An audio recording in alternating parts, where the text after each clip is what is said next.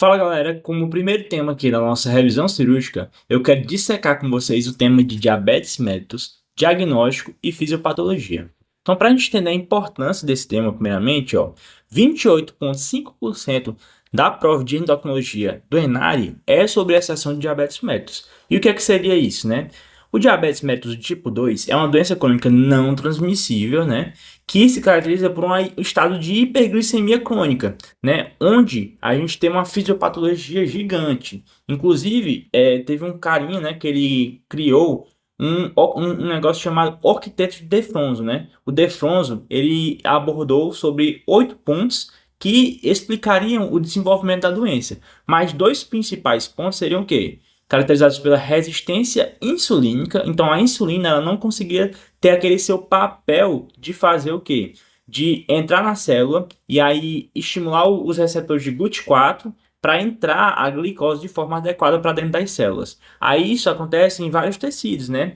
Por exemplo, no fígado. O fígado lá, ele não consegue responder adequadamente, né, à insulina, à secreção dela, e a partir disso, a gliconeogênese ela não é inibida. Então a gente estava com açúcar no sangue alto, mas o fígado ainda continua produzindo mais glicose. O músculo não consegue receber a energia da glicose, né, pela resistência insulínica também, e a lipólise também não é inibida no tecido adiposo. Então a gente tem uma piora progressiva, né? E com isso leva também uma falência das células beta. Vou pegar aqui até o tema aqui, né, de um meme, né, que fala assim: não sobrou nada. Para quem? Para o beta, né? Quem é o beta? São as células beta do pâncreas, né? As células beta do pâncreas, elas, para eu lembrar, né, o que é que elas produzem, eu penso assim, beta, eu lembro dessa mulher aqui, que é a betina. Não sei se vocês lembram aí, né, desse meme também, mas as células beta, né, betina. Então, eu lembro que betina rima com insulina.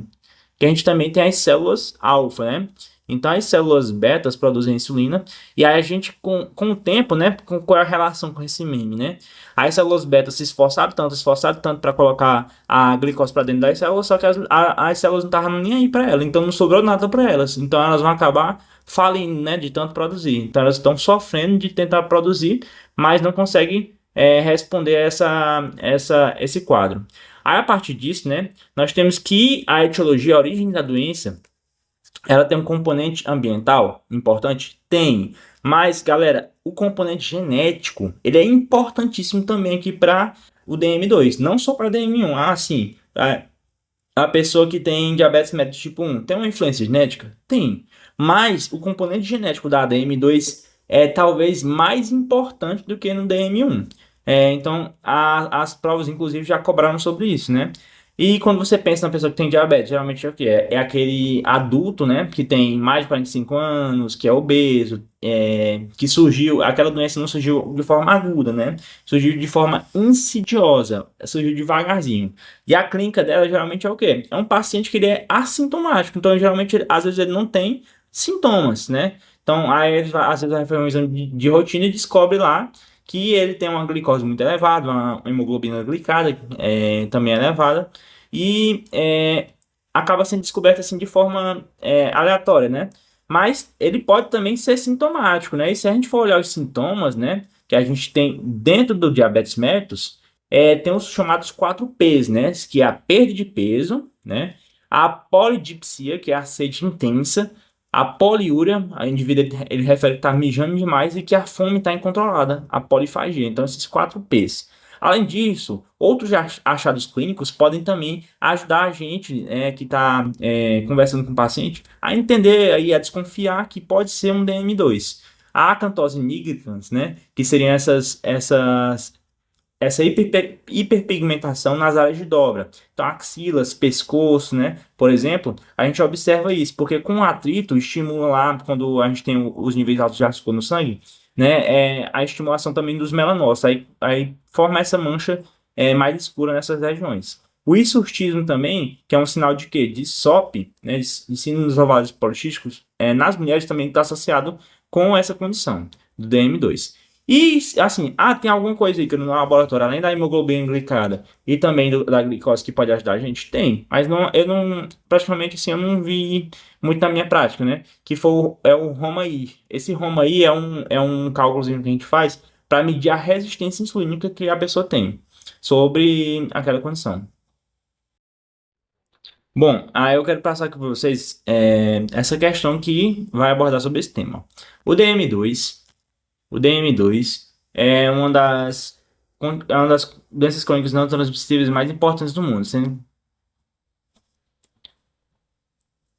E agora vamos abordar sobre. Agora vamos abordar. Agora vamos abordar essa questão aqui do ENAD 2024 que cobrou sobre esse tema. Ó, a pergunta logo, ó. O que é que ele pergunta? Em relação à fisiopatologia do M2, qual é a correta? Não precisa nem ler isso aqui para cima, né? Mas vamos lá. Letra A. A DM2 tem um componente genético pouco significativo. Olha, galera, o erro já tá aqui, ó. Pouco. Tá errado. É muito significativo, como eu falei para vocês. As alterações metabólicas na DM2 gera inflamação sistêmica de alto grau, com frequentes alterações de marcadores laboratoriais, como a ferritina. A ferritina, galera, é uma proteína de inflamação aguda, né? Assim como, por exemplo, a PCR. E a gente viu que a DM2 ela causa um quadro insidioso, crônico, em que essa inflamação do indivíduo ela é lenta. E esses marcadores laboratoriais, como ferritina, está mais associado com quadros infecciosos, por exemplo, né? A resistência à ação da insulina, por ter sido sensíveis a esta, leva a uma redução no consumo de glicose sérica, ou seja, ela não está sendo consumida, né? E um aumento na produção hepática de glicose, que seria a gliconeogênese. Verdade, galera. Então, essa letra aqui, ela é uma letra interessante, né? Vamos passar para as próximas primeiro.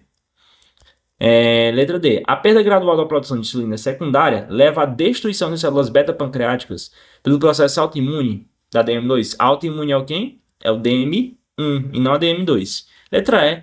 Como resultado da resistência insulínica, aumento na presença de ácidos graxos livres séricos, levando à redução dos níveis de HDL, LDL e VLDL. Como a gente viu, a gente tem uns níveis elevados de quê? De lipólise. Então, a gente aumenta o quê? Os lipídios na nossa corrente sanguínea. O HDL ele reduz, é um mau indicador, né? Que a gente pensa assim, o HDL é o bom e o LDL é o ruim. O HDL ele vai baixar nessas condições e o LDL e o VLDL vão aumentar. Então o erro tá em dizer que vai reduzir tudo, né? Então a letra realmente certa é a letra C de casa. Bom, galera, em quem é que a gente vai pesquisar a diabetes, né? Bom, se a gente tiver um paciente acima de 35 anos de idade, segundo a Sociedade Brasileira de Diabetes, né, a gente já pode iniciar o rastreio. Mas se o paciente ele antes tiver sobrepeso, mais fatores de risco como história familiar de primeiro grau, então filho, filha, mãe ou pai, né?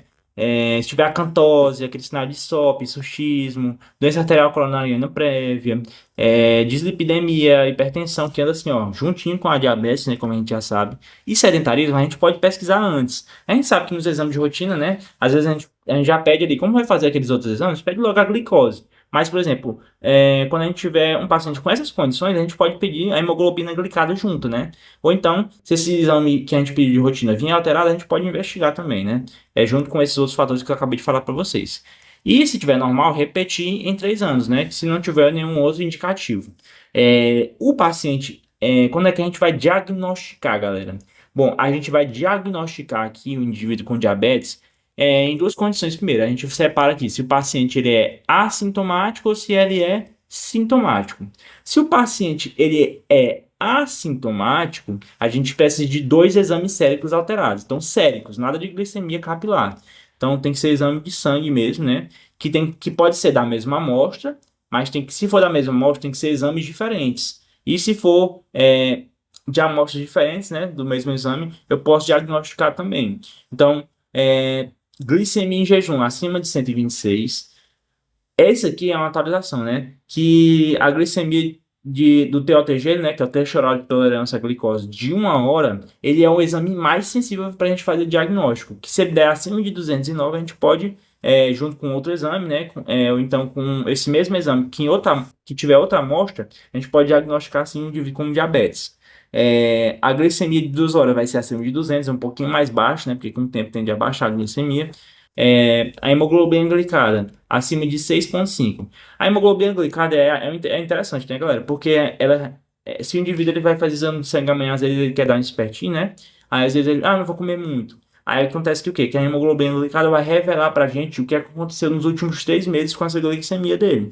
Porque a hemoglobina, né, que é aquela molécula que está nas células das hemácias, né, acontece que elas vão ser glicosiladas, né, e esse processo, galera, como a hemácia vai ser destruída em geralmente 120 dias, né, 3 meses, quer dizer que a hemoglobina glicada vai revelar nos últimos 3 meses, mais ou menos, né, como é que estava a glicemia desse paciente. A gente sabe que tem outros fatores que podem interferir, como transfusão de sangue, hemólise, que podem interferir nesse valor da hemoglobina glicada. Então, a gente é bom conjugar com a prática clínica, né? Aí, se o paciente tiver assintomático, acaba até colocando aqui em cima, né? Mas se o paciente tiver sintomático, né? Então, sintomas aqui, ó. Mais a hemoglobina, mais uma glicemia acima de 200, já faz o diagnóstico. Então, qualquer paciente que tiver sintomático com a glicemia aleatória, não importa se for jejum ou não, se ele tiver sintomático, galera, isso aqui já diagnostica, né?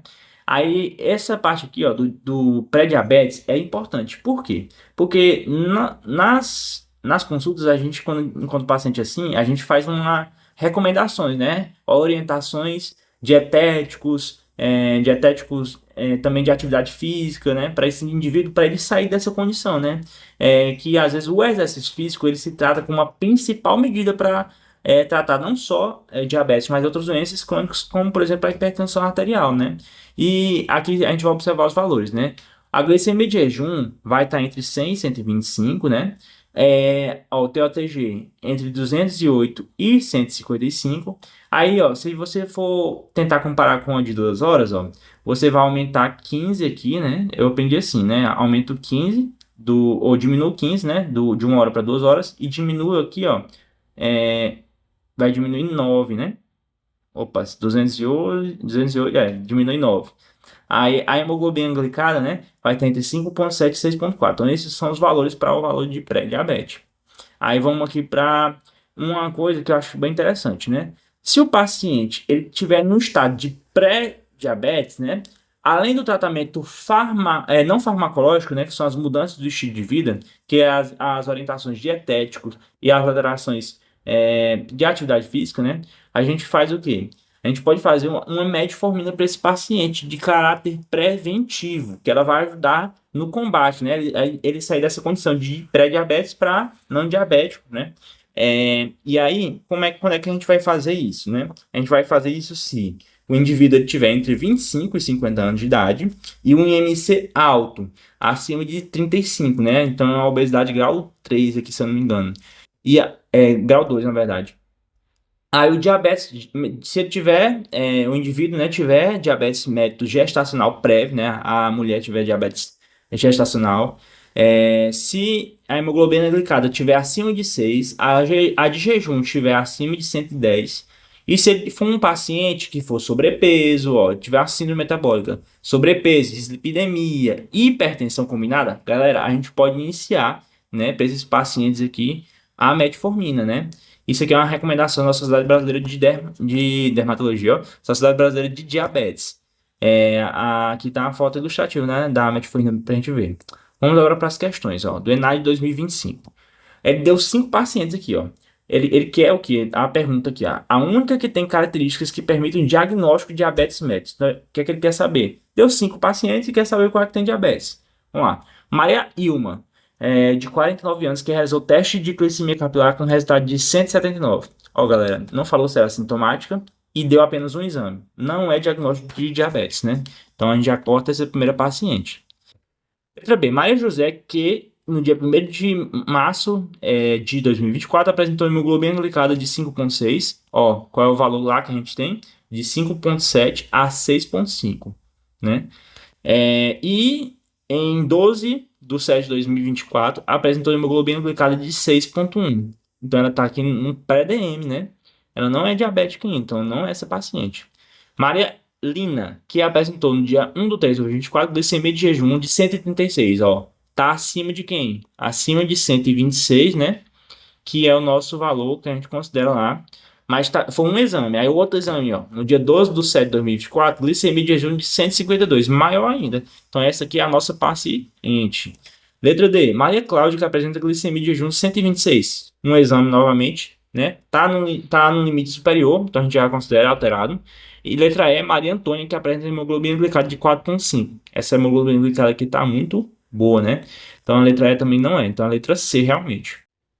Vamos para mais uma questão aqui, galera. Ó, o que é que ela pergunta? Ó. Considerando a abordagem inicial mais adequada nesse caso clínico, é correto afirmar que ele quer o correto, né? Ele quer saber o que é que o cara do caso clínico tem.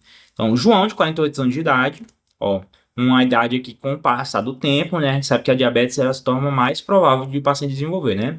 Vai à consulta levando exames laboratoriais, a glicemia dele deu de 150 de jejum. Então, galera, esse valor aqui é um valor o quê? De pré-DM ou de DM? DM, né? Porque acima de 126, né? Se a gente for lembrar, acima de 126 já é um valor alterado para diabetes. Aí, realizados porque sua mãe tem diabetes. Então ele ficou preocupado, né? Foi fazer exame de sangue e deu alterado também. Aí ele tem histórico familiar de primeiro grau. A mãe dele, então, histórico familiar de primeiro grau é importante esse ponto, né? Nega comorbidades, né? Mas vamos lá, ele é sedentário, outro fator de risco importante. Nega tabagismo, beleza. Tem alimentação rica em carboidratos e alto risco glicêmico, tem como muito carboidrato. Então, outro fator de risco que como ele tá tendo uma alimentação ruim, né? Aumenta o fator de risco dele ter. Ele não gosta muito de frutas e verduras, então aqui a gente tem que pedir ajuda aqui para nutricionista, né? Para nos ajudar aqui nas orientações dietéticas para esse paciente. Ao exame, o IMC tá de 27, galera. Tá sobrepeso, né? Tem circunferência abdominal de 93. Para homens, a gente considera assim até 90, né? Seria o ideal. Aí, considerando a abordagem inicial mais adequada nesse caso clínico, é correto. Vamos lá. Vamos começar pela letra E. João deve ser orientado para que sejam feitas intervenções para mudança de estilo de vida, bacana, e não sendo necessários testes laboratoriais. Ó, galera, ele tem um exame alterado, né? E a gente pode fazer o diagnóstico de diabetes. Bom, aqui não, nesse ponto não nos mostrou que o paciente era sintomático. Então a gente não pode dar o diagnóstico. Ele tem vários fatores de risco. A gente precisaria que ele tivesse sintomas ou pelo menos um outro exame alterado.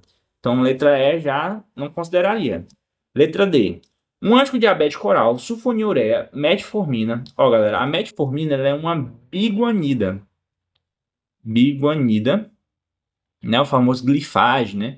Ele botou até a dosagem aqui de 800 miligramas. Aqui ficou até um pouco meio confuso para mim, porque é como se fosse ou a sulfonilureia e a metformina, ou dizendo que a metformina é uma sulfonilureia. Então aqui eu já ficaria assim esperto com essa letra, né? Deve ser prescrito para tratamento de pré-diabetes. Vamos lá. Ele tem os fatores que a gente considera para prescrever uma metformina para esse paciente. Como ele tá aqui nesse valor? A gente não tem diagnóstico de diabetes nem de pré-diabetes. Ele tem um valor que indica diabetes, né? Mas, vamos lá. A gente iniciaria a metformina se o paciente tivesse diagnóstico, né? Podia ser uma das primeiras opções terapêuticas. Ou se o paciente tiver pré-DM naquelas condições. Paciente entre 25 e 50 anos. Paciente tem ensino metabólico, como claramente ele tem. Tem história familiar importante. Ele não tem hipertensão, por exemplo, mas ele tem glicemia acima de 110. Então a gente poderia considerar, se fosse um valor, né, de pré-DM, iniciar a metformina sim, mas eu não marcaria essa letra, por exemplo. Vamos para a letra C. Se deve ofertar rastreamento para diabetes, já que ele tem alto risco de desenvolvimento desse agravo. Ó, essa letra tá linda, né? Então letra C, eu marcaria essa letra aqui. E letra B de bola. Por João ser classificado como alto risco, está indicado em encaminhamento para endocrinologista. Galera, diabetes, hipertensão, a gente começa tratando aonde? Na APS, né? Na atenção primária da saúde. Depois que, ou estão sendo de observar que o paciente tem um agravo assim, meio diferente, com algumas outras nuances, a gente poderia sim encaminhar para o endocrinologista, mas aqui não faria essa conduta. Letra A. Como o João é classificado como baixo risco, deve repetir o rastreamento de 3 a 5 anos depois. Primeiro, esse cara é baixo risco, galera? Não é, né? E a gente sabe que o rastreamento, se o paciente estivesse acima de 35 anos e tivesse normal os exames, faria a cada 3 anos, né? E seria o mais indicado. Então, essa letra também não está certa. Então, a letra C é a resposta correta. Vamos lá para mais uma questão. Paciente de 45 anos de idade, obeso, apresenta glicemia de 112. Tá no pré-DM, né, galera? Uma semana depois apresentou no teste oral tolerância à glicose de 2 horas, ó, ele falou 2 horas, então lembrando lá o valor de 2 horas tem que ser acima de 200, né? Ele teve um valor de 150, ó. Então, e o 150, se a gente for ver lá qual é o valor do pré-diabetes, né? O pré-diabetes ele vai estar entre 199, né? 199 e 140. Então, esse exame aqui está alterado sim. Ele está no diagnóstico de pré-DM, né? Ele tem diabetes mellitus tipo 2? Ainda não. Ele tem intolerância à glicose, né? Quer dizer que com o teste, né, de tolerância à glicose, foi ver se ele abaixava os níveis, mas ele não tolerou os níveis altos e acabou ficando um pouquinho alta essa glicemia. Não nos valores de diabetes, mas no valor de pré-diabetes. Então, ele está intolerante à glicose. Sim. Aí o que é que seria indicado? Realizar HbA1c ou letra D, mudança de hábito alimentar e considerar a metformina. Bom, galera, como esse paciente ele é de alto risco, né, e ele está num estado de pré-diabetes, para que a gente precisaria fazer outro teste, né? A gente vai fazer o quê? Mudança do hábito alimentar? Sim. E, olha, aquelas indicações lá de fazer metformina. Tem entre 25, vou até colocar aqui para vocês, ó. Tem entre 25 e 50 anos. E o IMC, ele é obeso, né? Disse lá, tem síndrome metabólica, né? E não falou de hipertensão dele, mas ele tem glicemia, ó, acima de 110. Ele tem o HbA1c. Não foi feito nele, né? Mas se fosse feito, provavelmente daria alterado também. Então, a gente vai considerar o quê? Fazer a mudança de estilo de vida aqui, né? E poder iniciar a metformina sim. Então, seria uma questão aqui para a gente revisar esses pontos aqui, que podemos considerar a metformina. Então, galera, esse foi o vídeo de hoje. Eu agradeço vocês que ficaram até agora no vídeo. Espero que tenha sido proveitoso para vocês, possam ter relembrado alguns pontos importantes. E no próximo vídeo eu quero comentar sobre o tratamento de diabetes mellitus, trazer o tratamento farmacológico e não farmacológico. Mas aqui eu quero deixar em outro momento para se tratar de insulinoterapia. Então, curta esse vídeo, compartilhe com seus amigos também. E siga também o meu perfil, se inscreva no nosso canal. Até o próximo vídeo para que a gente possa crescer cada vez mais juntos com nossas revisões cirúrgicas.